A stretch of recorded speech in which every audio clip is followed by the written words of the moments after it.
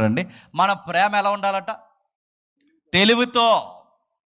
అంటే ఒక వివేచన ఉండాలి. రెండోది అంటున్నాడు మన ప్రేమ తెలివితో ఉండాలట. ఇప్పుడు అడుగుతున్నాను, ప్రేమ తెలివైంది. బైబిల్ ఏం చెప్తుందంటే ప్రేమ ఏంటట? తెలివైంది. లోకం ఏం చెప్పిందండి? ప్రేమ తెలివైంది కాదు. చెప్పండి, ప్రేమ గుడ్డిది. మాకే నచ్చలేదు, నీకెలా నచ్చాడని అడిగితే ఆ పిల్లందంట మీ కళ్ళతో కాదు నా కళ్ళతో చూడందంట. అప్పుడు ఈ పెద్దోళ్ళందరూ కలిపి పుట్టించిన సామెత ఏంటంటే ప్రేమ గుడ్డిది. ఇంత చక్కటి పిల్ల ఆడిని ఎలా చేసుకుంది, అంత చక్కనోడు ఈ పిల్లని ఎలా చేసుకున్నాడు? ఎందుకంటే ఈ లోకం అందట ప్రేమ గుడ్డిది. ఈ పనులన్నీ ఎలా చేస్తున్నారంటే ప్రేమ ఎంత గుడ్డిది చెప్పిన. ప్రేమ పేరు మీద జరుగుతున్న పార్కుల దగ్గర జరుగుతున్నది, బీచ్ల దగ్గర జరుగుతున్నది, విద్యార్థుల మధ్య జరుగుతున్నది, ప్రేమ పేరుతో జరుగుతుంది చెప్పిన. ఆ ప్రేమ పిపాసులు మాట్లాడుకునే భాష చెప్తున్నానండి. నువ్వు నిజంగా నన్ను ప్రేమిస్తే రా బయటికి వెళ్దాం అన్నాడట. నువ్వు నిజంగా ప్రేమిస్తే నన్ను హగ్ చేసుకో, నువ్వు నిజంగా నన్ను ప్రేమిస్తే నాకు కిస్ ఇవ్వు, నువ్వు నిజంగా నన్ను ప్రేమిస్తే నాతో పాటు బయటికి రా అని అడుగుతున్నాడు. ఇప్పుడు ఆడు ప్రేమ పేరు మీద ఏం చెప్తున్నాడు చెప్పండి? ప్రేమిస్తే బయటికి రా, ప్రేమిస్తే ముద్దువ్వు, ప్రేమిస్తే కౌలించంటే. ప్రేమ అంటే గుర్తుపెట్టుకోండి, కళ్ళు మూసుకుపోయే చేసే పనులు కాదు. గుర్తుపెట్టుకోండి, ప్రేమ అంటే చెప్పిన బౌండరీస్ దాటి వెళ్ళిపోకుండా జాగ్రత్తగా మన జీవితాన్ని కాపాడుకోవడం. ప్రేమ అంటే ఏంటో తెలుసా? హద్దుల మేరకుండా మన జీవితాన్ని హద్దుల్లో పెట్టుకోవడం. ప్రేమ అంటే తెలివి. వాడు ముద్దంతా అడుగుతున్నాడు అంటే ఇప్పుడు నేను ముద్దు పెడితే ప్రేమ, ముద్దు పెట్టకపోతే ప్రేమ కాదు. ఇప్పుడు వాడికి హగ్గిస్తే ప్రేమ, హగ్గు ఇవ్వకపోతే ప్రేమ కాదు. వీడు ఇలాంటి అడుగుతున్నా అంటే ఇది ప్రేమ కాదని కనీసపు ఇంకిత జ్ఞానం ఉండాలా వద్దా? లైవ్ వెళ్తుంది కానీ తప్పదు, నేను పేర్లు చెప్పను కానీ ఒక మాట చెప్తాను వినండి. చాలామంది చెల్లెలు ఫోన్ చేస్తారు. నిన్న మొన్న చెల్లి ఫోన్ చేసింది. ఆ ఫోన్ చేసి మాట్లాడుతూ బాధపడుతుంది. ఏమంటుందంటే, అన్నయ్య నాకు బతకాలని లేదని, అలాగనే ఇలాగని. ఏమైందమ్మా అంటే, ఇది దేవుడు ఏర్పాటు చేసిన బంధం అన్నారని, అదన్నారని, ఇంకా దేవుడు మనకి ఎలాగో పెళ్ళి సెట్ చేసేస్తున్నారని అని చెప్పారని. పలానా టెంపుల్కి వెళ్తాడు. టెంపుల్ నన్ను అడగండి డీటెయిల్గా. ఆ మోతుబరి టెంపుల్కి వెళ్తాడు. ఆ టెంపుల్కి వెళ్తే ఆ టెంపుల్లో వీడు ఒక మళ్ళీ మెయింటెనెన్స్ చేసి ఒక యాక్టివ్ మెంబరు, ఆ టెంపుల్లో ఉన్న యాక్టివ్ మెంబరు ఈ అమ్మాయిని లవ్ చేస్తే ఆ అమ్మాయికి చెప్పాడు కళ్ళబొల్లు కబులు చెప్పి అన్నీ చెప్పిన తర్వాత ఇప్పుడు సిలకపులుగు చల్లగా చెప్తాడు. ఏమనంటే మా ఇంట్లో ఒప్పుకోవట్లేదు, క్యాస్ట్ ఫీలింగ్, చెదారం అని. ఇప్పుడు నన్ను ఏం చేయమంటావని, ఆల్రెడీ మా ఇద్దరి వలన ఒక బేబీ చనిపోయింది అని చెప్తాడు. అమ్మ నువ్వు ఎలా నమ్మావమ్మా అంటే, అతను బిలీవర్ కదని. అంటే బిలీవర్ అయితే కనుక బౌండరీస్ దాటేస్తాడు, బిలీవర్ ఎలా అవుతాడు? నీ లాజిక్ ఏమైంది? అది కాదన్నయ్య, ఈ నన్ను వదిలేసిన బాధ కన్నా మా వలన ఒక బిడ్డ చనిపోయిన బాధ ఎక్కువైపోయింది అన్నయ్య అంటే నడుతుంది. ఇప్పుడు నువ్వు లబోదిబ్బని కొట్టుకుంటే వాడు నీ ఒంటి మీద చెయ్యేస్తున్నప్పుడు నీ లాజిక్ ఏమైంది? ప్రేమ పేరుతో నడుతున్నాడు. ప్రేమ పేరుతో ఇష్టానుసారంగా కళ్ళు మూసుకుపోయే పనులు చేయమని బైబిల్ చెప్పిందా? ప్రేమ అంటే తెలివైంది. అది ఏది పడితే అది చేయదు, అది ఏది పడితే అది మాట్లాడదు, ఎలా పడితే అలా బిహేవ్ చేయదు. ప్రేమకి తెలివితేటలున్నాయంటే ఎద్దుల మేరకుండా నేను ఎలా ప్రేమించాలో, ఎక్కడుండాలో, ఏముండాలో. ప్రేమకు ఒక నిలువెత్తు అర్థం ఉంది. ప్రేమ అంటే పార్కులని ఎవరు చెప్పారు? ప్రేమ అంటే బీచ్లని ఎవరు చెప్పారు? ప్రేమ అంటే పాడు పనులని ఎవరు చెప్పారు? మీకు ఎవడో చెప్పిన సోది.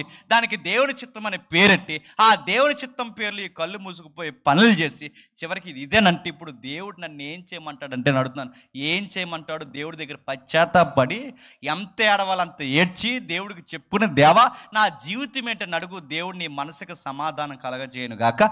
ఇంతకు మించి నేను ఏమి చెప్పలేనమ్మా చెల్లి, దయచేసి నన్ను క్షమించు. నేను మళ్ళీ సలహా ఇస్తాను, ఆ ఎదవ నెంబర్ బ్లాక్ చేసి మళ్ళీ రావద్దని చెప్పాను. ఎందుకని నేను చెప్తాను అడుగుతున్నాను, ఇంత వాక్యం డీటెయిల్గా ఉన్నప్పుడు, ఇంత వాక్యం మనకి ఏ పరిధిలో ఉండాలి చెప్పినప్పుడు, ఇన్ని చదివి ఇంత విని ఇన్ని ఆదివారాల వాక్యమని ఇలాంటి వాటిలో కూరుకుపోతే నేను అడుగుతున్నాను, నీ వివేచన ఏమైంది? నీ జ్ఞానం ఏమైంది? ప్రేమ అంటే ఇదని ఎవడ చెప్పాడు? మళ్ళీ ప్రశ్న అడుగుతున్నాను. ప్రేమ అంటే కేవలం వయసులను ఇద్దరు ప్రేమించుకునేది ప్రేమ కాదు. ప్రేమ అంటే నా పొరుగోడిని ప్రేమించేది కూడా ప్రేమ. ఇది క్వాలిటీ లవ్ అంటే. పెద్దోళ్ళని, చిన్నోళ్ళని, అయిన వారిని, కాని వారిని, ప్రతి ఒక్కరిని ప్రేమించే ప్రేమ చూస్తా. నా తల్లిదండ్రులని, నేను అన్నిటి మధ్య ఒక ఇరుక్కుపోయే బంధం ఉంది చూస్తారా, అది ఒక ప్రేమపూర్వకమైన బంధం ఉంది చూస్తారా, అది ప్రేమ అంటే. ఆ ప్రేమకు తెలివితేటలుంటే ప్రతి విషయంలో ప్రేమ పేరుతో అడుగుతున్నాను. స్నేహితుడు ప్రేమిస్తున్నా చెప్తున్నాడు, అదే స్నేహితుడు ఈరోజు మనకు ఎండిపోటు పట్టలేదు, అది ప్రేమ ఎలా అవుద్ది? అడుగుతున్నాను. ప్రేయస్ అని చెప్తున్నాడు, ప్రేయస్ మనకి ఎండిపోటు పట్టలేదు. ప్రియుడు అని చెప్తున్నాడు, ప్రియురాలు ఈరోజు మనం దగాగా మోసం చేయట్లేదు, ఇది ప్రేమ ఎలా అవుద్ది? ప్రేమకి తెలివి ఉంటుంది. ప్రేమ లోకం చెప్పినట్టు గుడ్డిది కాదు. ప్రేమ ఎలాంటి తెలుసా? తెలివైంది. వీడు స్వార్థంతో ప్రేమిస్తున్నాడా, మనల్ని ఏదన్నా వాడుకోవడానికి ప్రేమిస్తున్నాడా? వీడు మన దగ్గర డబ్బు ఉందని మనకు కూడా తిరుగుతున్నాడు, లేకపోతే మనకి ఏమీ లేకపోయినా క్రీస్తుని బట్టి ప్రేమిస్తున్నాడు. ఇవన్నీ లెక్కలు వేసుకోవాల్సిన బాధ్యత ఎవరు చెప్పండి? నీది కాదా? దేవా మాకు ఎందుకు ఎలా జరిగింది, మా జీవితంలోకి వీడు ఎందుకు ఇలా వచ్చాడంటే నీకు దేవుడు చెప్పలేదా? ఆలోచించుకునే ధన్యత, ఆలోచించుకునే జ్ఞానం దేవుడు నీకు ఇవ్వలేదా? క్రీస్తు కొరకు జీవించడం అంటే అమాయకంగా వచ్చి 4 పాటలు పడేసి వినేసి వెళ్ళిపోవడం కాదు. క్రీస్తు కొరకు జీవించడం అంటే సొసైటీలో ఎక్కడా నువ్వు దెబ్బ తినకుండా బతకడం. అది క్రీస్తు కొరకు బ్రతకడం అంటే. ఎక్కడ ఏ విషయంలో గుర్తుపెట్టుకో, ఏ విషయంలో నేను వ్యాపారంలో మాసిపోయిన ఎదవలతో చేతులు కలిపని లబోదిబాన్ రోడ్డు మీద కూర్చొని ఇంక నేను చచ్చిపోతాను అనకుండా ఉండి నీ డబ్బు విషయంలో నువ్వు జాగ్రత్త కలిగి ఉండి జీవించడం క్రీస్తు కొరకు బ్రతకడం అంటే. ప్రతి సెక్టార్లో నీకు తెలివితేటలు. ఉద్యోగం చేస్తున్నావా? తెలుగుగా వ్యవహరించు. ఒక సంసారం చేస్తున్నావా? తెలుగుగా వ్యవహరించు. ఒక విద్యార్థిగా ఉన్నావా? ఒక తెలివితేటలతో వ్యవహరించే జీవనశైలి అలవాటు చేసుకో. నువ్వు ఇంతకింత తెలివి కొట్టినావు అంటే బయట వాళ్ళు మాట్లాడుకోవాలి, వీడు క్రీస్తుని నమ్ముకున్న బిడ్డరా, వీడు ఎక్కడ పడితే ఏది పడితే అందులో ఇన్వాల్వ్ అవ్వడం, వీడికి తెలివితేటలు ఎక్కువ అని చెప్పుకుంటున్నారా? దగాపడే విషయాల్లో మొదటి వరుసలో ఉంటున్నాం మనం. పౌలు గారు అంటున్నారు, క్రీస్తు కొరకు జీవించడం అంటే తెలివి ఉండాలి, వివేచన ఉండాలి, అనుభవజ్ఞానం ఉండాలి, అంతకు మించిన అభివృద్ధి మీరు కలుగుతుండాలి. కిందకి అంటున్నాడు, ఈ సమాజాన్ని ప్రేమించే ప్రేమ విషయంలో కేవలం ప్రేమ ఒక్కటి ఉంటే తెలీదు, నిష్కాపటకమైన జీవితం ఉండాలి, నిర్దోషత్వం కలిగిన జీవితం ఉండాలని ప్రార్థిస్తున్నాను. అంటే కేవలం ప్రేమిస్తూ కూర్చుంటే పరిశుద్ధత రాదంట. గుర్తుపెట్టుకోండి. సొసైటీలో ఈరోజు ప్రేమించే ప్రేమికులు చాలా ఎక్కువైపోయారు. లేరు? ఒకప్పుడు సమాజాన్ని ప్రేమిస్తానే సమాజ సంస్కర్తలు ఉండేవారు. క్రైస్తవ్యాన్నే కాపీ కొట్టారు. రోగుల్ని ప్రేమిస్తున్నాం, వాళ్ళని ప్రేమిస్తున్నాం, ఇది ప్రేమిస్తున్నాం, అది ప్రేమిస్తున్నాం. కేవలం ప్రేమిస్తున్నామని చెప్పినంత మాత్రాన మన ప్రేమ స్పష్టమైనది, పవిత్రమైనది కాదు. ఎందుకంటే మనం ఎవరిని ప్రేమించినా ఎవరి ద్వారా ప్రేమించాలి తెలుసా? క్రీస్తు ద్వారా ప్రేమించాలి. ఒక ఉదాహరణ చెప్తాను వినండి. ఈ మధ్యకాలంలో చాలామంది అందరిని ప్రేమిస్తున్నాం అని చెప్పి సేమ్ క్రైస్తవ్యంలాగే బట్టలు వేసుకుని తెల్ల బట్టలు వేసుకుని తిరుగుతున్నారు కొంతమంది. నేను పేరు చెప్పాలండి. మరికొంతమంది వింత వింత ప్రాక్టీలు చేసి మేము కూడా సమాజం పట్ల మాకు స్పృహ ఉందని తిరుగుతున్నారు.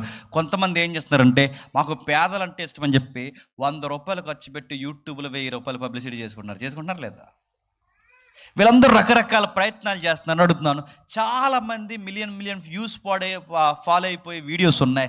ఏం చేస్తున్నారు అంటే కొంతమంది వ్యక్తులు ఉన్నారు, ఈ మధ్య అలవాటు అయిపోయింది, ఆ ఇంటికి వెళ్ళడం, ఆడికి 100 ఇవ్వడం, అక్కడ వీడియో డిజైన్ చేయడం, ఆ వీడియో తెచ్చి యూట్యూబ్లో పెట్టడం, వెనకాల మనకు పబ్లిసిటీ, వీడికి పేదల పట్ల ఎంత ప్రేమో అని.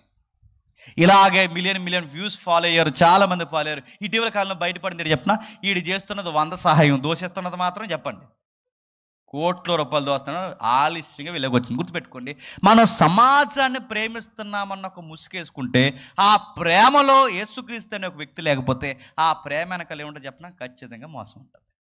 నీకు ఊరికి ఒకడు అందిస్తున్నాడంటే ఎలా ఇస్తాడు? నీకు ఊరికి ఒకటి 1000 రూపాయలు ఇస్తున్నట్టు ఎలా ఇస్తాడు? ఒకడు ఊరికి వచ్చి నీకు సహాయం చేస్తున్నా ఎందుకు చేస్తాడు? వాడికి ఏదో స్వార్థం లేకుండా వచ్చి నీకు సహాయం చేస్తాడు. కనీసం వాడి ఫోటో అన్నా బయట వేసుకోవడానికన్నా నీకు 1000 ఇస్తాడు. 10 రూపాయలు పులిహార పెంచి 1000 సార్లు చెప్పుకునే లేరండి. ఎందుకు చెప్పుకుంటున్నాడు? వీడు ఏదో పబ్లిసిటీ చేసుకుంటున్నాడు. దేనికి? వీడికి ఏదో స్వార్థం ఉంది. ఎవరైనా ఊరికే వచ్చి మనల్ని ప్రేమిస్తున్నారంటే మన వలన వాళ్ళకి ఏదో లబ్ధి ఉంది. లేరా సోషల్ మీడియాలో? అర్జెంటుగా వస్తారు, చాలా వీడియోలు నేను పేర్లు చెప్పట్లేదు. అర్జెంటుగా వస్తారు, ఆడ కూర్చుంటారు, ఆ బయట ఇలాగ వచ్చినట్టంట పెరట దగ్గరట 4-5 లక్షల రూపాయలు కట్టలు పడేశారు. ఎవడా అంత డబ్బులు ఎక్కువైపోయి ఎవడంటే పడేసింది అక్కడ? అంత డబ్బులు ఎక్కువైపోయి ఆ పెరట దగ్గర 4-5 లక్షల కట్టలు ఎవడ పడేశాడు? ఆడు 4-5 లక్షల కట్టలు పడేసాడు, కానీ వెనకాల పోతుంది చాలా కట్టలు ఉన్నాయి. ఇవన్నీ మనకు తెలియదు. ఇదంతా బిజినెస్ నడుపుతున్నాను. క్రీస్తు లేకుండా ఒకరిని మనం ప్రేమిస్తుంటే దాని వెనకాల ఖచ్చితంగా చీకటి కోణం ఉంటుంది. క్రీస్తు లేకుండా ప్రేమించే ప్రతి ఒక్కడు స్వార్థంతో ఉంటుంది. మీకు చెప్తాను, థాయిలాండ్లో బౌద్ధిజం ఎక్కువ.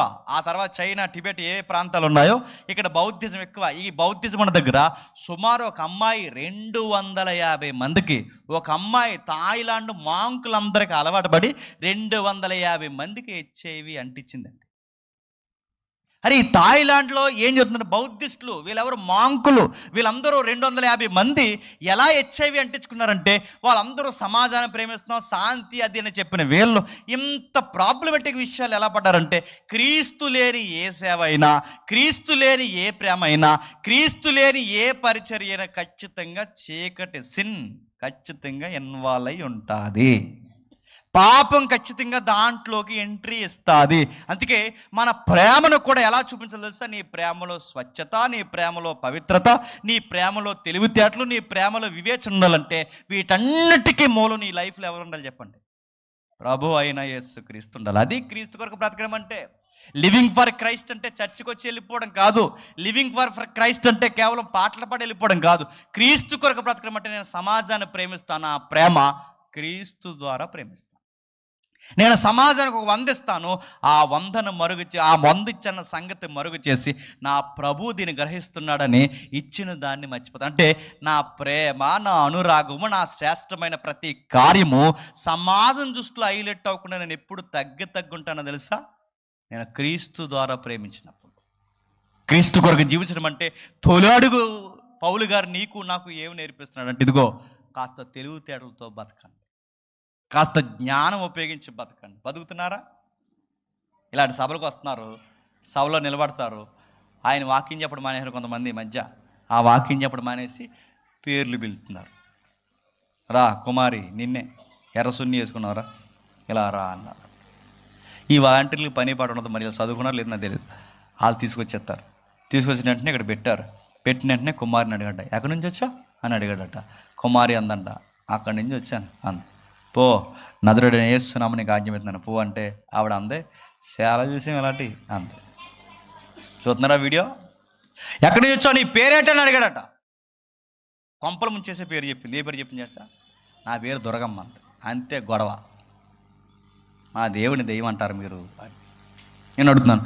వాక్యం చెప్పకుండా పేర్లు పెట్టి పిలిస్తే మురిసిపోయే ప్రజలు ఉన్నారంటే మీ జ్ఞానాలు ఏమయ్యాయి? మీ ప్రేమ ఏంది? అయ్యో అది కాదండి, ఆయన చాలా ప్రేమ. నీ బంధం ఉంటాడు ప్రేమగా. నేను అడుగుతున్నాను, ప్రేమగా ఉంటాడు పిలుస్తాడంటే మరొకరిని పిలుస్తాడు, లే సునీల్ లే అన్నాడు. ఆ సునీల్ లేచాడు. కిడ్నీలో రాళ్ళు ఉన్నాయి కదా అన్నాడు. ఉన్నట్టే ఉన్నాయండి. నజరేయుడైన యేసు నామమున రాలిపోను కాకంటే ఆడు అంటున్నాడు, రాలిపోయినట్టే ఉన్నాయండి అన్నాడు. కిడ్నీలో రాళ్ళు ఎలా రాలిపోతాయంటే అప్పటికప్పుడు? నేను అడుగుతున్నాను, ఇలాంటి మాటలు మాట్లాడుతుంటే ఎలా నమ్ముతున్నారు? ఇలాంటి మాటలు మాట్లాడుతుంటే వాటిని ఎలా ఫాలో అవుతున్నారు? పైపచ్చికి దిగి తగిలించింది చెప్పనా, చాలా ప్రేమగల దైవజనుడు అండి అని. ఇది ప్రేమ కాదు, ప్రేమ పేరుతో జరుగుతున్న చెప్పండి వ్యాపారాలు, మోసాలు. అందుకే పౌలు గారు అంటున్నారు, మీరు వయసులో ఉన్నవారైనా, వయసు మళ్ళిన వారైనా, సంసారంలో ఉన్నవారైనా, సంసారంలో లేనివారైనా, వ్యాపారమైనా, అభివృద్ధి ఉన్నా లేకపోయినా, ఏదైనా సమాజంలో ఒక క్రైస్తవుడికి ఉండాల్సిన ప్రేమ తెలుసా? ప్రతి సెక్టార్లో తెలివితేటలతో జీవించాలి. కిందకి మరొక పాయింట్ చెప్తున్నారు చూడండి, 12వ వచనంలో, సహోదరులారా నాకు సంభవించినవి సువార్త మరి ఎక్కువగా ప్రబలగుటకై సమకూడనని మీకు తెలియగోరుచున్నాను. అనగా నా బంధకములు క్రీస్తు నిమిత్తము కలిగినవని ప్రేతోర్యములోని సేనలోని వారందరికీ, తక్కిన వారందరికీ తెలిసిపోయింది. వాళ్ళకు ఒక స్పష్టత వచ్చింది, ఒక స్పష్టత అర్థమైంది. వాళ్ళకి ఏమర్థమైందంటే, నన్ను తీసుకొచ్చి జైల్లో పడేసిన తర్వాత నేను సువార్త చెప్పడం మానేస్తాను అనుకుంటున్నాను. క్రీస్తు కొరకు బ్రతకడం అంటే జైల్లో ఉంటే ఒకలాగా, జైలు బయట ఉంటే ఒకలా బతకడం కాదు. కష్టమున్నా, కన్నీరున్నా, ఎవరు తోడున్నా, ఎవరు తోడు లేకపోయినా, ఒంటరైనా, నలుగురుతున్నా, ఎక్కడున్నా కూడా ప్రతి సమస్యలో కూడా ధైర్యంగా బ్రతకడమే చెప్పండి లివింగ్ ఫర్ క్రైస్ట్ అని. ఒకటే తెలివిగా బ్రతకడం లివింగ్ ఫర్ క్రైస్ట్. రెండోది చెప్పనా, నేను ఎలాంటి పరిస్థితుల్లో ఉన్నా కూడా ధైర్యంగా బ్రతకడమే క్రీస్తు కొరకు జీవించడం అంటే. నన్ను అరెస్ట్ చేసిన పోలీసులకి ఈ పేతోరియం అనే ఒక స్పెషల్ బెటాలియన్ ఉందంటే, రాజు సంరక్షణ దేహ అధికారులు, వీళ్ళందరికీ కూడా అర్థమైంది ఏంటంటే, ఈ మనిషి దేనికోసం బతుకుతున్నాడు రా, కానుకల కోసం కాదు. ఈ మనిషి దేనికోసం బతుకుతున్నాడు రా, లాభాల కోసం కాదు. ఈ మనిషిని అరెస్ట్ చేసిన లోపల ఏం చేస్తున్నాడు రా, అందరికీ పోలీసులందరికీ అర్థమైందట. ఈ మనిషి ఊపిరి పీల్చుకున్నా, ఊపిరి వదిలినా, బతికినా చచ్చినా, ఈ మనిషి దేనికోసం బతుకుతున్నాడు అంటే చెప్పండి క్రీస్తు కొరకే బతుకుతున్నాడని చుట్టూ ఉన్న వాళ్ళకి అర్థమైందంట. ఇప్పుడు చెప్పండి, లోపలికి వెళ్ళిన ఎవడైనా బెంగెట్టేసుకుంటాడో ఎటు కూడా చెప్పండి, బెంగెట్టేసుకుంటారు లోపలికి వెళ్ళిన వాళ్ళు. సూసైడ్లు చేసేసుకుంటారు, బతకాలని లేదంటారు, ఇక ఈ రోజుతో మా లైఫ్ అయిపోయిందంటారు, ఇక జీవితం మీద పూర్తిగా ఆశ వదిలేసుకుంటారు. కానీ పౌలు గారు అన్నారట, లోపలున్నా బతుకుతాను, బయటున్నా బతుకుతాను, ఎక్కడున్నా క్రీస్తు కొరకే బతుకుతాను. మీకు ఉదాహరణ చెప్తాను, లోపలికి వెళ్ళిన ఎలాంటోడికైనా అన్నీ అణిగిపోతాయి లోపలికి వెళ్తే. ఎందుకో చెప్పనా, ఈ ఈదుల్లో పెద్ద ఏ రాగం చేసి లింగిలి పైకి పెద్ద గొడవలు చేసుకుంటారా, ఇలా లోపలాడేస్తే 2 రోజులు సెట్ అయిపోతారండి. ఇలాగే ఒకడు, నేను చాలా కాలం క్రితం చెప్పిన ఎగ్జాంపుల్ మీకు చెప్తాను వినండి. రాజమండ్రిలో బంకులు ఉంటాయి, సెంట్రల్ జైలు ఎదురుగా బంకులు తెలుసు కదా, పెట్రోల్ బంకులు. ఆ పెట్రోల్ బంకుల్లో ఖైదీలు పనిచేస్తారు, మీరు వాళ్ళతో కానీ ఎటకారం పడతారు. అక్కడికి వెళ్ళినప్పుడు ఆడవాళ్ళకి లైఫ్ అడిగిపోయి ఆ బయటకు వచ్చి కాస్త మంచి మార్కులు, అంటే లోపల సత్ప్రవర్తన మార్కులు వేస్తే వాళ్ళకి బయటకు కాస్త రాయితీ ఇస్తే ఆ బయట చిన్న చిన్న ఉద్యోగాలు చేస్తారు, ఆ పెట్రోల్ కొట్టి డీజిల్ కొట్టే పనులు అలా కూడా పనులు చేస్తుంటారు. అలా చాలా సైలెంట్గా, ఎందుకంటే సమాజంలో దెబ్బతిని, జీవితంలో దెబ్బతిని, చట్టం వల్ల దెబ్బతిని, జీవితంలో సైలెంట్ అయిపోయిన జీవితాలు వాళ్ళు అక్కడ వచ్చి బంకులో పనిచేస్తుంటే, ఇవి గవర్నమెంట్ బంకులు కనుక పబ్లిక్కి బాగా నమ్మకం, ఏమని నాణ్యత ఉంటుంది, పాయింట్స్ బాగుంటాయని చెప్పి పబ్లిక్ అంతా పెట్రోల్ డీజిల్ అక్కడ కొట్టించుకుని లైన్లో నిలబడతారు. సాయంత్రం అయితే అంతా లైనే 2-3 బంకుల్లో. అయితే అందరూ లైన్లో వెళ్తున్నారు, ఎంప్లాయీస్ లైన్లో వెళ్తున్నారు. ఆ రోజు నేను లైన్లో ఉన్నాను, ఒకడు మాత్రం అడ్డంగా వచ్చేసాడు. ఈ చేతికి 5 ఉంగరాలు, ఈ చేతికి 5 ఉంగరాలు, మెడలో గేదెకి వేసినట్టు ఒక పెద్ద సైన్ వేసాడు. ఆడు వేసి వచ్చాడు, పై బట్టను నిప్పేశాడు, బుల్లెట్ వేసుకుని వచ్చాడు. మీకు అర్థమైపోతాడు, కింద వైట్ ప్యాంటు పైన వైట్ షర్ట్. ఆడు ఎవడో మీకు అర్థమైపోయాడు, ఎవడో పొలిటీషియన్, రాజకీయ నాయకుడు. అలా అడ్డదిడ్డంగా ఇలా వచ్చేసాడు. అందరూ లైన్లో వెళ్తుంటే ఎంప్లాయీస్ అన్నాడు, సార్ మీరు చూడడానికి పెద్ద మనుషులో ఉన్నారు, మేమందరం లైన్లో వెళ్తుంటే మీరు మాత్రం ఇలా అడ్డకు వచ్చారు, సభకు కాసారంటే ఆడు అన్నాడు లైట్గా తాగేసి, ఏ ఊరి మందే అన్నాడు. అలా కాసారా, నోర్మై నియోజకవర్గం దాటేలా ఏమనుకుంటున్నావు అన్నాడు. వీడి మాస్ స్లాంగ్, వీడి వ్యవహారం చూస్తే ఖచ్చితంగా రాజకీయ నాయకుడు.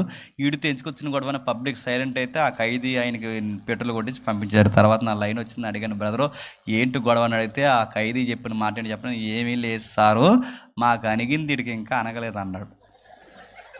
మీకు ఏమర్థమైంది?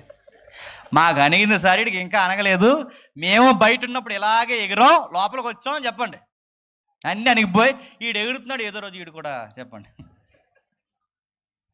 బయట బాగుంటాం, బయట మీసాల మెలేసినా, బయట ఎంత మూతుబరులుగా చెప్పినా, జైలు అంటే ఎవడికైనా, మళ్ళీ చెప్తున్నాను, ఎన్నులో వణుకు పుడతాది. కానీ ఒక క్రైస్తవుడు గుర్తుపెట్టుకోండి, అది కష్టమైన నష్టమైన, అది 4 గోళ్ళైనా బయట అయినా, మనిషి చుట్టూ ఎన్ని ఉరుతాళ్ళు బిగిసిపోయినా వాడంత ధైర్యంగా సింహంలా ఎలా ఉండగలుగుతున్నాడంటే వాడు క్రీస్తు కొరకు బతుకుతున్నాడు కనుక. గుర్తుపెట్టుకో, ఏదైనా శ్రమ వస్తే వెంటనే ఫ్యాన్ అయిపు చూడటం, ఏదైనా శ్రమ వస్తే వెంటనే గోదర దగ్గర పరిగెట్టడం, ఏదైనా శ్రమ వస్తే వెంటనే రైల్వే ట్రాక్ పరిగెట్టడం, పిరికి సన్నాసి పనులు చేసేవాళ్ళు క్రైస్తవులు కాదు.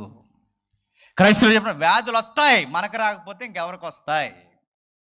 సమస్యలు వస్తాయి, మనకు రాకపోతే ఎవరికి వస్తాయి. అప్పులు వస్తాయి, మనకు రాకపోతే ఎవరికి వస్తాయి. పిల్లలు ఆర్థికంగా నలిగిపోవచ్చు, ఏదైనా జరగచ్చు. ఆ మాత్రం దానికి ప్రభువా ఇన్ని వారాల చర్చకొచ్చా మమ్మల్ని చూడటం అంటే చూశాడా ఆయన? చూసినా వస్తాయి. నీకెందుకు అనుమతించాడు తెలుసా? తట్టుకొని నిలబడాలి. అది క్రైస్తవ్యం అంటే. పౌలు గారిని తీసుకెళ్ళి లోపల పడేస్తంత ధైర్యంగా ఎలాగుండగలిగాడు? క్రీస్తుని బట్టి. 4 రోజుల నుండి ముక్కు మీద వేలేసుకుంటే, ముక్కు మూసుకుంటే అయిపోయి జీవితం కొరకు. బయట ఉంటే ఏంటి, లోపల ఉంటే ఏంటి, వ్యాధి ఉంటే ఏంటి, లేకపోతే ఏంటి, డబ్బులు ఉంటే ఏంటి, లేకపోతే ఏంటి, స్నేహితులు ఉంటే ఏంటి, లేకపోతే ఏంటి, బతుకుతా ఎక్కడున్నా చెప్పండి. క్రీస్తు కొరకు జీవించడం అంటే ప్రసంగాలు వెళ్ళిపోవడం, సువార్త చెప్పి వెళ్ళిపోవడం. క్రీస్తు కొరకు బ్రతకడం అంటే కేవలం 4 పాటలు పాడి వెళ్ళిపోవడం కాదు. ఎలాంటి శ్రమ వచ్చినా, చుట్టూ ఎన్ని చట్టాలు మనల్ని బిగించేసినా చెప్పండి, ధైర్యంగా బ్రతకడం క్రీస్తు కొరకు బ్రతకడం అంటే.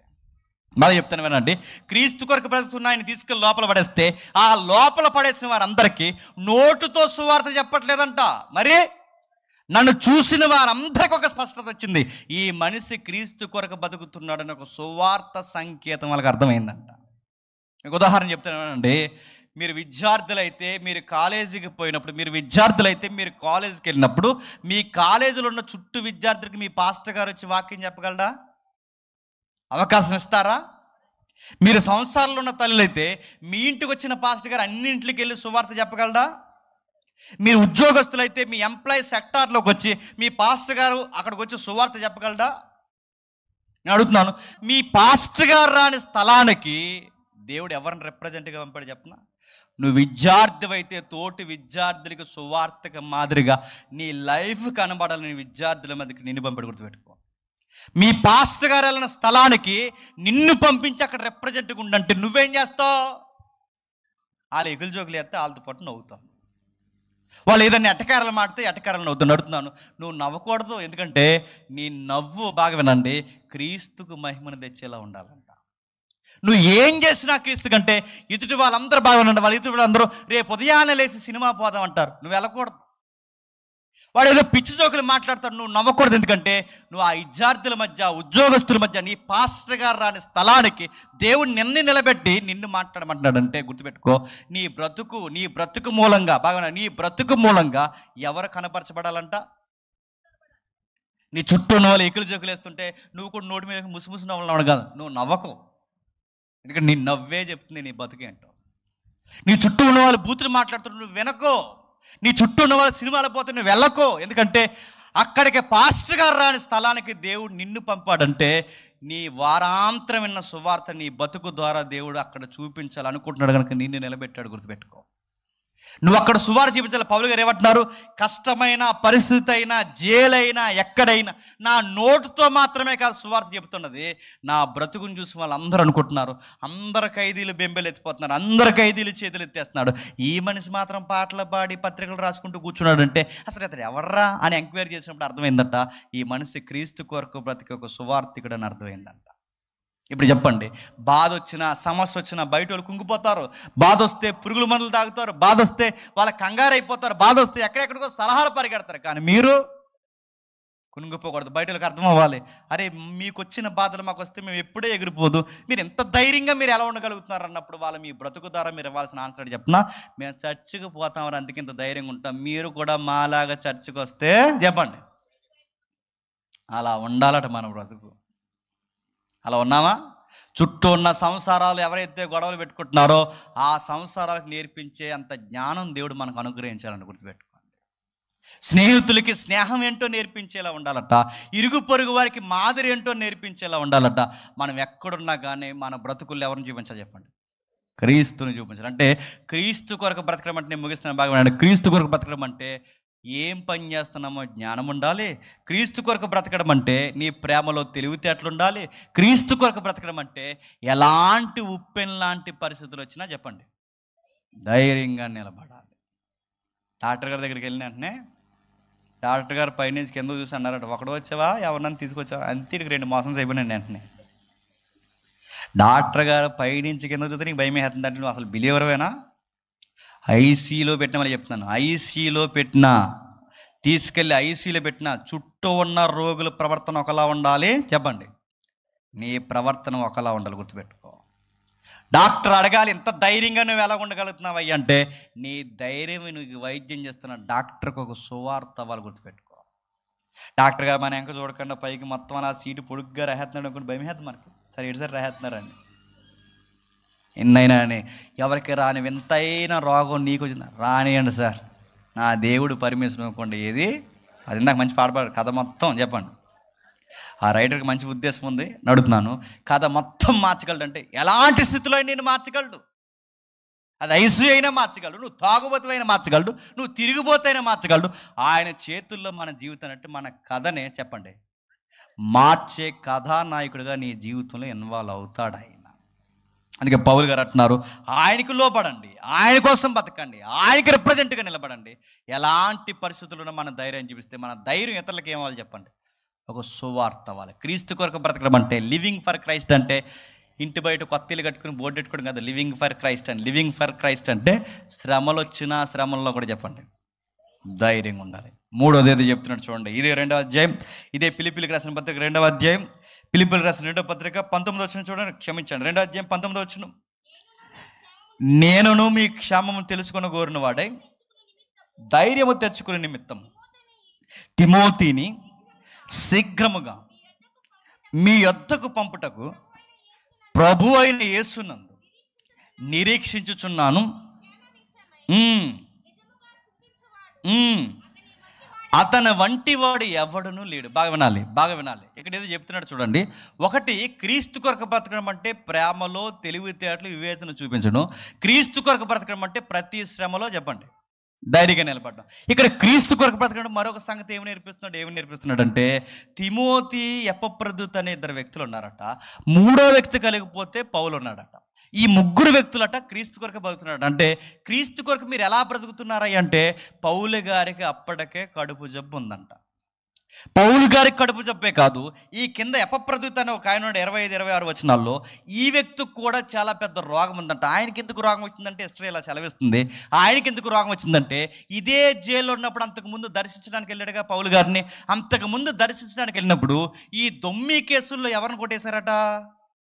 ఎపఫ్రొదితుని కొట్టారట. ఆ కొట్టిన దెబ్బలకి ఎవరు అనారోగ్యం పాలైపోయారు తెలుసా? ఎపఫ్రొదితు. అంటే వీరికి డిసీజ్ రావడానికి, యంగ్ బాయ్స్కి డిసీజ్ రావడానికి కారణం ఏంటంటే, ఒకటి సువార్తలో విరామం లేకుండా తిరగడం, రెండు ఎపఫ్రొదితులట ఆయన్ని కొట్టడం వలన ఆయన వ్యాధిగ్రస్తుడు అయిపోయాడట. ఇంత వ్యాధి పెట్టుకుని, ఇంత ఇబ్బందులు పెట్టుకుని ఏదో చెప్తున్నాడు చూడండి 26వ వచనంలో, అతడు రోగి అయినని మీరు ఇంటిరి గనుక అతడు మిమ్మల్ని అందరినీ చూడ మిగిలి అపేక్షించగలవాడే విచారపడుచున్నాడు. నిజముగా అతడు రోగి అయి సావునకు సిద్ధమై ఉండెను కానీ దేవుడు అతన్ని కనికరించడు. అది ఎంత మాత్రమే గాక నా దుఃఖము మీద దుఃఖము కలుగుండుటకై నన్నును కనికరించిన. ఇప్పుడు బాగా వినండి. నన్ను జైల్లో పెట్టారని ఒక బాధ ఎక్కువైపోయింది, సంఘానికి దూరమైన బాధ ఎక్కువైపోయింది, అన్ని బాధలు ఎక్కువైపోతున్నప్పుడు ఇలాంటి సహోదరుడు నా వలన భయంకరమైన బాధ అనుభవిస్తున్నాడు, ఈ దుఃఖం ఇంకా అధికం అయిపోకుండా దేవుడు ఆ వ్యక్తిని కనికరించాడు. అంటే వీళ్ళకి చాలా ప్రాబ్లమ్స్ ఉన్నాయి. తిమోతి గారికి అనారోగ్యం ఉంది, ఎపఫ్రొదితుకి అనారోగ్యం ఉంది. ఇలాంటి అనారోగ్యాలు ఉన్నప్పుడు మీరు ఏం చేస్తున్నారయ్యా అంటే, ఇద్దరు అన్నారట, సంఘం కోసం బతకడానికి మేము చచ్చిపోతాం సార్ అన్నారంట. క్రీస్తు కొరకు బ్రతకడం అంటే గుర్తుపెట్టుకోండి, వచ్చాము వెళ్ళాం కాదు, నీ తోటి విశ్వాసుల కొరకు కొన్ని విషయాల్లో నువ్వు స్ట్రాంగ్గా డెసిషన్ తీసుకోవాలంట. మందు లేక ఏడుస్తున్న తల్లులు ఉంటే అవసరమైతే నీ జేబుల్లో ఉన్న డబ్బులే తీసి ఖర్చు పెట్టాలి. నీ రోగాల కోసం, నీ అప్పుల కోసం, నీ ఇంటి సమస్యల కోసం ఆలోచించడం భక్తి కాదు. ఇతరుల యొక్క సమస్య కొరకు వాళ్ళని చూడడానికి సావసిద్ధమై ఉన్న గడియల్లో కూడా వాళ్ళ కొరకు ఏదో ఒకటి చేసి ఒక స్టాండింగ్ ఉంటుంది చూసారు, అది క్రీస్తు కొరకు బతకడం. తిమోతి ఎపఫ్రొదితు ఏం చేస్తున్నారు తెలుసా? అరే మీ ఫ్యామిలీస్ కోసం మీరు ఆలోచించరు, మీ వ్యక్తిగతమైన విషయాల కొరకు ఆలోచించరు, ఎప్పుడు ఇతరుల భారాల మీద వేసుకోవడానికి ఇవే మీరు చూస్తారు ఏంటయ్య అంటే, వాళ్ళిద్దరు అన్నారట, మేము క్రీస్తు కొరకు బతుకుతున్నాం సార్, వీళ్ళని చూడాలి సార్, సంఘాన్ని మేము చూడాలి సార్, విశ్వాసాలు మేము చూడాలి సార్, ఇరుగు పొరుగు పేదలు ఎవరైతే ఉన్నారో వాళ్ళని చూడాలి సార్. అరే మీ సమస్య ఉంది, మీ ముందు మీ ఆరోగ్యాలు, మా ఆరోగ్యాలు ఏమైపోయినా పర్లేదు సార్, ఇతరులు ఆరోగ్యంగా ఉన్నారు లేదు మేము చూడాలి సార్. అందరూ సొంత కార్యాలు చూసుకుంటారు, అందరూ తమ ఇంటి కార్యాలు చూసుకుంటారు, కానీ వీళ్ళిద్దరు మాత్రం ఎవరి కార్యాలు చూస్తారు చెప్పండి? అందరి కార్యాలు చూస్తారంట. అందరి కార్యాలు క్రీస్తు ద్వారా క్రీస్తు కార్యాలు జరిగిస్తారట. ఎందుకు ఇలా చేస్తారంటే, యేసుప్రభు కూడా ఇదే గుణం అంట. వాళ్ళింట్లో ఎవరో చనిపోతే వాళ్ళింటికి సంబంధం లేని ఇంటికి ఈయన వెళ్ళి ఆ పాడి ముందు నిలబడి ఈయన ఆడాల్సినంత అవసరం ఎందుకు వచ్చిందండి? అది ఇతరుల కొరకు బ్రతకడం అంటే గుర్తుపెట్టుకో.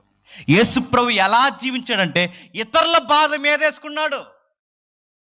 వాళ్ళింట్లో ఏదో గొడవ జరిగితే నీకెందుకు ఆ గొడవలో దూరుతున్నావంటే గుర్తుపెట్టుకో, ఆ గొడవలు అలా ఉంటే వాళ్ళు నశించిపోతారు కనుక అది నేను మీదేసుకుంటాను. ఎందుకంటే నా తోటి విశ్వాసులు గనక. ఎవరో ఈదులో బాగా వినండి, ఎవరో ఈదులో దూరంగా పుండ్రని ఇసిరేస్తే ఆ కుష్ఠరోగులందరినీ దూరాన్ని పడేస్తే అందరికీ పట్టకపోయినా దావీదు కుమారుడు నేర్స్తే ఆ కుష్ఠరోగులు చేతులు పట్టుకుని ఏడ్చాను. అర్థం, కుష్ఠరోగులు చేతులు పట్టుకుని ఆడాల్సినంత అవసరం ఎందుకు వస్తుందండి? క్రీస్తు అలాగే జీవిస్తాడు.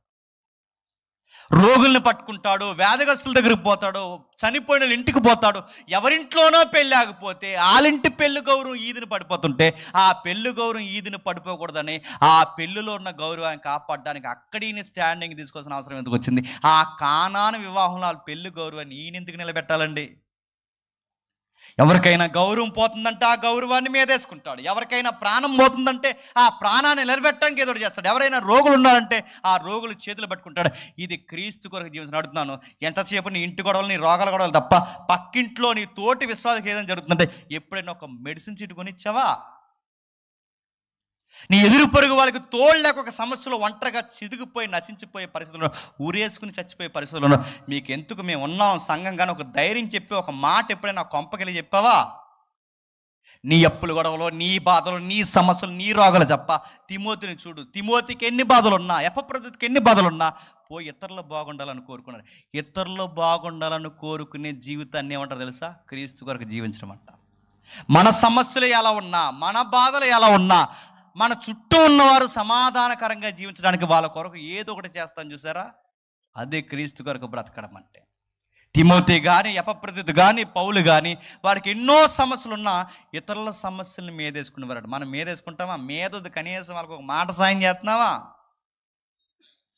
ఏమైందిరా, అలా ఉన్నావేట్రా, నీ బాధ ఏంట్రా అని ఎప్పుడన్నా మనసు ఒక్కడితో మాట్లాడతావా? నీకు అన్ని ఎమర్జెన్సీ గొడవలే.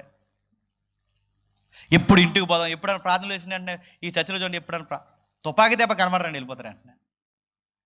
కాస్త నిలబడు, ఆ వచ్చిన వాళ్ళు ఏటో మాట్లాడు, వాళ్ళు ఏటో స్నేహితులు ఏటో మాట్లాడు, ఇలా ఉన్నారేంటో అడుగు. ఏమని అడుగుతావా? ఏమని అడిగితే ఇలా అడుగుతావు, సెంటు ఎంత పడుతుందని అడుగుతావు, సెంటు. ఏమని అడిగితే చిన్నంచా పెద్దంచా అని అడుగుతాను. ఇవడుగుతా తప్ప ఏంటి తిన్నారా, ఉన్నారా, మీ బాధలు ఏంటి, అయ్యో అలా జరిగిందా, నలుగురు కూడుకుందో, ఏదో ఒక సహాయం చేద్దాం, ఎప్పుడు అనేది ఉందా? పైపచ్చికి ఎదవ కామెంటరీ అడి చెప్పినా ఏదో చేసుంటారు దేవునికి వ్యతిరేకంగా, లేకపోతే వాళ్ళకి ఎందుకు ఇలా జరుగుతుంది, ఏదో జరుగుంటుంది దేవుడికి ఎదురు నడుతున్నాను. దేవుడి పేరు చెప్పి ఇంకా కృంగదీస్తున్నావు అంటే తొంగలో తొక్కుతాడు దేవుడు. ఏమనుకుంటున్నావు? నీకు చేతనైతే సాయం చేయి, నీకు చేత కాకపోతే నోరు మూసుకుని పో. అంతేగాని బోర్డు కామెంటరీలు చేసావంటే నిన్ను, నీ కుటుంబాన్ని ఎక్కడ కూర్చోబెట్టాలి అక్కడ కూర్చోబెడతాడు దేవుడు. ఏమనుకో. తిమోతికి చూడు, తిమోతి పాపం చేస్తూ వచ్చింది కడుపు జబ్బు. తిమోతి ఏదో నా పాపం చేస్తుంది కడుపు చెప్పు. ఎపఫ్రొదితుకి ఏదో నేరం చేస్తుందా? వాళ్ళు ఏమీ లేదు, సేవలో దెబ్బలు తిన్నారు, సేవలో అరిగిపోయారు, నిద్ర లేక ఆకలి దప్పులతో నలిగిపోయి చివరికి హెల్త్ పాడు చేసుకున్న, ఆరోగ్యాలు పాడు చేసుకున్న. ఇతరులు ఆరోగ్యంగా ఉన్నారు లేదు చూసుకుంటున్నారండి. ఎందుకంటే మాకు సంఘం పిచ్చి సార్ అన్నారు, మాకు విశ్వాసాలు పిచ్చి సార్. అంటే క్రీస్తు కొరకు బ్రతకడం అంటే కేవలం కూర్చుని వెళ్ళిపోవడం కాదండి. ప్రేమగా బ్రతకాలి, నలుగురితో సమాధానంగా ఉండాలి, సమస్యలు ఏమొచ్చినా ధైర్యంగా నిలబడాలి. మన ధైర్యం చూసి భలే నిలబడుతున్నారా వీళ్ళ, మనం కూడా బ్రతకాలని వాళ్ళకి అనిపించాలి. మూడోది చెప్పిన ఇతరుల యొక్క బాధలు మనం చెప్పండి మీదేసుకోవాలి. ఇది క్రీస్తు కొరకు బ్రతకడం అంటే. ఇంకా ఏం చెప్తున్నాడు ముగిద్దాం ఒక్కసారి. ఇదే 4వ అధ్యాయం తీయండి ఒక్కసారి. ఇదే ఫిలిప్పీ పత్రిక ముగించేద్దాం. ఇదే ఫిలిప్పీ పత్రిక 4వ అధ్యాయం, ఫిలిప్పీ పత్రిక 4వ అధ్యాయం 8వ వచనం. మెట్టుకు సహోదరులారా, ఏ యోగ్యతైనను మెప్పైనను ఉండిన ఎడల ఏవి సత్యమైనవో, ఏవి మాన్యమైనవో, ఏవి న్యాయమైనవో, ఏవి పవిత్రమైనవో, ఏవి రమ్యమైనవో, ఏవి ఖ్యాతి గలవో వాటి మీద ధ్యానముంచుకొనుడి. మరియు మీరు నా వలన సంఘముగా మీరు ఏవి నేర్చుకుని అంగీకరించుతారో, నా యందున్నట్టుగా ఏవి వింటిరో, ఏవి చూతురో వాటిని చేయుడి. అప్పుడు సమాధానకర్త యొక్క దేవుడు మీకు తోడయుడిని. ఏం చెప్తున్నాడంటే క్రీస్తు కొరకు బ్రతకడం అంటే ఒకటి ప్రేమతో జీవించడం, క్రీస్తు కొరకు బ్రతకడం అంటే శ్రమల్లో ధైర్యంగా ఉండడం, క్రీస్తు కొరకు బ్రతకడం అంటే ఇతరుల కష్టాలని సంబంధం లేకపోయినా చెప్పండి మీదేసుకోవడం. క్రీస్తు కొరకు బ్రతకడం అంటే ఇంకోటి చెప్తున్నా, నువ్వు చేసే పనులు సత్యమైనవో, మాన్యమైనవో, న్యాయమైనవో, ఏవి పవిత్రమైనవో, ఏవి రమ్యమైనవో, ఏవి ఖ్యాతి గలవో వాటి మీద ధ్యానం ఉంచండి. వాట్సాప్ డీపీ పెడితే ఎవరికి మహిమ రావాలి తెలుసా? దేవుడికి రావాలి. నువ్వు వాట్సాప్లో ఒక స్టేటస్ పెడితే ఎవరికి ఖ్యాతి రావాలి తెలుసా? దేవుడికి రావాలి. నువ్వు ఒక ఫోటో నళ్ళు చెప్తున్నా, ఒక ఫోటో నువ్వు మెయింటైన్ చేసావంటే ఎవరికి ఖ్యాతి కలిగిన వారికి ఉండాలి తెలుసా? దేవుడికి మహిమ ఖ్యాతి వచ్చేలా ఉండాలి. ఈ మధ్య స్టేటస్ ఏంటి చెప్పినా, నీడు తిట్టాడట, ఇప్పుడు ఈడు ఆడికి సమాధానం చెప్పాలట, అందుకేమిట్టాడట. ఇదో స్టేటస్ సొసైటీలో. స్టేటస్ అంటే ఒకటికొకటి ఆన్సర్లు ఇచ్చుకోవడం కదరా అయ్యా. నీ స్టేటస్లో కూడా గాస్పల్ ఉండాలి, గుర్తుపెట్టుకో. నీ డీపీలో కూడా ప్రభు కొరకు నువ్వు నిలబడి ఒక స్టాండింగ్ ఉండాలి, గుర్తుపెట్టుకంటే నువ్వేమి చేసినా నీ సెల్ఫ్ సావాలి, ప్రభు కొరకు ఒక లివింగ్ లైఫ్ నీకు స్టార్ట్ అవ్వాలి. అంటే నా వ్యక్తిగతమైన అభిలాష చచ్చిపోవాలి. చెప్పండి, క్రీస్తు కొరకు బ్రతకాలంటే నువ్వు వాడే యాప్స్ గుర్తుపెట్టుకో. నీ యూట్యూబ్ రీల్స్ ఇలా తోస్తే ఏమి రావాలి చెప్పనా? సువార్త వీడియోలు రావాలి. నీ ఫేస్బుక్ ఇలా తోస్తే ఏం రావాలి చెప్పనా? సువార్తకు అంటే నీ ఫేస్బుక్ అయినా, యూట్యూబ్ అయినా, ఇన్స్టాగ్రామ్ అయినా, నీ యాప్స్ అయినా, ఏవైనా ఎవరికి ఖ్యాతి చేయాలి చెప్పండి. టీపీ ఏమో దేవుడు తిట్టారట, చెప్పండి, వెనకాలన్నీ వాళ్ళు ఎట్టారట. ఎంత ఖ్యాతో నేను అడుగుతున్నాను. ఏది చేసినా, ఏది మాట్లాడినా, ఎక్కడున్నా నీ ఇరుగు పొరుగు వాళ్ళు అనాలి దేవుని బిడ్డ అని చెప్పుకోవాలట. మా డ్యూటీలో ఛానల్ క్రితం నేను చెప్పి ముగిస్తాను. మా డ్యూటీలో ఒకడు ఉండేవాడు, నోటికి ముందు బూతు, నోటి మాట తర్వాత అన్ని బూతులు అడిగి, బూతులు లేకుండా మాట్లాడు. అందులో డిపార్ట్మెంట్ అంటే బూతులు ఎవరు క్యాసెట్లు ఎక్కువ ఉంటాయి. ఈ ఫోర్స్లో పనిచేస్తున్నప్పుడు ఆడు అన్నాడు, అరే జేమ్స్ నువ్వు ఉండిపోయాడు బతికిపోడు రియాలిడు అనేవాడు.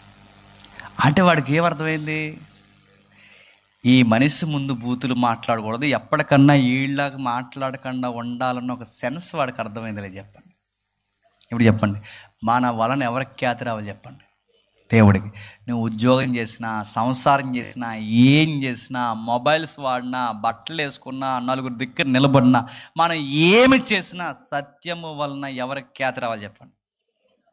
ఇది క్రీస్తు కొరకు జీవించడం. ఇది అంటున్నాడు, నేను వచ్చినా రాకపోయినా, నేను జైలు నుంచి వచ్చినా రాకపోయినా, మిమ్మల్ని చూసినా చూడకపోయినా, నేను వెళ్ళిపోయినా, మీరు పాటించాల్సిన సూత్రాలు ఏంటంటే ప్రేమలో తెలివిగా ఉండండి, శ్రమల్లో ధైర్యంగా ఉండండి, ఇతరుల కష్టాల మీదేసుకోండి.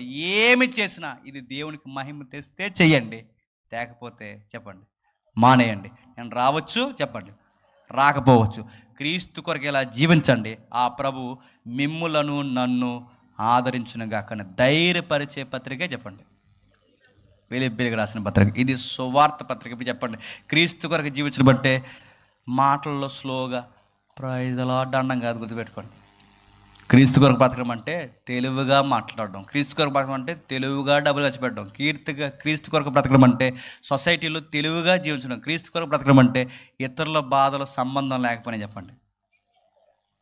అప్పుడు అనాలి బయట వాళ్ళు, ఏంటయ్యా నీకు ఎందుకయ్యా ఏంటంటే యేసుప్రభు ఇలాగే మీదేసుకునేవాడు సార్, నేను కూడా అలా మీదేసుకుంటున్నాను. చివరికి ఒక ఎగ్జాంపుల్ చెప్పి నేను ముగిస్తాను. జాన్ బెన్యన్, సరిగ్గా గుర్తులేదు నాకు, ఈ ఎవరైతే ఒక మిషనరీ ఉంటారో ఆయన పేరు జాన్ బెన్యన్, ఆవిడ ఏదో నేమ్ ఉంది. తన భార్య వచ్చి ఒకరోజు మ్యాగజైన్ చదువుతూ వచ్చేలా అంటుంది. ఏమంటుందంటే, అయ్యా మీ కొరకు క్రైస్తవ సమాజం అంతా ఒక కితాబు ఇచ్చింది, మీరు మోడర్న్ పాల్ అన్నారు మిమ్మల్ని అన్నారు, మోడర్న్ అపోస్టల్ అంటున్నారు మిమ్మల్ని. ఈ తరం అపోస్తులు, అలాగే ఈ తరం పౌలు గారు మిమ్మల్ని అంటున్నారు. అక్కడి నుంచి పొగుడుతుంది, చాలా ఆనందంగా వచ్చింది, చెబుతుంది. ఇలా చెప్తున్నప్పుడు పైనుంచి కిందకు చూశాడు. ఆ కిందకు చూసి ఒక మాట అన్నాడు, ఏమన్నారు నన్ను సమాజం అంటే, క్రైస్తవ సమాజం ఈ తరం పౌలు అంటుంది మిమ్మల్ని అనగానే, అలా అంటుందా అన్నాడు. ఇప్పుడు ఆశ్చర్యపోయింది, అదేంటి మిమ్మల్ని పౌలతో పోలుస్తున్నారు, అపోస్తులతో పోలుస్తున్నారు, మీరు ఆనందంగా ఉండలేకపోతున్నారు ఏంటంటే పైనుంచి కింద చూసుకుని నవ్వి. అది కాదండి, నా భర్తను ఎంత పొగుడుతుంటే నాకే ఎంత ఆనందంగా ఉంది, మీకెందుకు ఆనందంగా లేదంటే అప్పుడు ఆయన ఇలా అంటాడు. ఏమంటాడంటే, నన్ను పౌలుతోనూ అపోస్తులతో పోల్చను కాదు, నన్ను ఎవరితో పోల్చాలని కోరుకుంటాను చెప్పిన, క్రీస్తుతో. ఈ అబ్బాయి అచ్చు క్రీస్తులాగే బతుకుతున్నాడని నన్ను ఎప్పుడైతే పోలుస్తారో ఆ రోజు నేను క్రీస్తు కొరకు జీవిస్తున్నట్టు అన్నాడు. ఇప్పుడు చెప్పండి, మన కొన్ని రోజులు గడిసే కొద్దీ మనల్ని ఏమనుకోవాలి తెలుసా? యేసుప్రభు ఎలాగే ప్రేమించేవాడేమో, యేసుప్రభు ఎలాగే మాట్లాడేవాడు, యేసుప్రభు ఇతరులను ఎలాగే ఆదరించేవాడేమో, యేసుప్రభు ఎలాగే ధైర్యంగా ఉండేవాడేమని ఓ క్రైస్తవుని చూస్తే బయటడు కట్ట ఎవరిని జీవించాలి చెప్పండి? క్రీస్తుని చూపించేలా బ్రతకలట. ఇప్పుడు ఈ పత్రికలు చెప్తున్నాడు, మన మహిమ ఎవరు తేవాలి చెప్పండి? మనం చూస్తే ఎవరు గుర్తు రావాలి చెప్పండి? మన ధైర్యాన్ని చూస్తే ఎవరిని కనపరచాలి చెప్పండి? మనం ఎక్కడున్నా దేనికి రిప్రజెంట్గా నిలబడాలి చెప్పండి? క్రీస్తుకు సువార్తకి. ఇది ఎప్పుడైతే చేస్తామో లివింగ్ ఫర్ క్రైస్ట్ అనే ట్యాగ్ దేవుడు మనకిచ్చి వీళ్ళు నా కోసమే బతుకుతున్నారు అంటారట. ప్రతి దానికి భయపడిపోయి, ప్రతి దానికి చేతులేస్తే నువ్వు దేవుడిని నమ్ముతున్నావో లేకపోతే నిన్ను నమ్ముతున్నావో గుర్తుపెట్టుకో, నువ్వు తేడాగా జీవిస్తున్నావు. ఒకవేళ నువ్వు దేవుడిని నమ్మితే ఏది జరిగిపోయినా, ఎన్ని అయిపోయినా, ఒంటరి అయిపోయినా చెప్పండి, మన ధైర్యం ఎప్పుడు క్రీస్తుని బట్టి. అట్టి ధైర్యం దేవుడు మీకు అనుగ్రహించును గాక. Amen, amen, amen.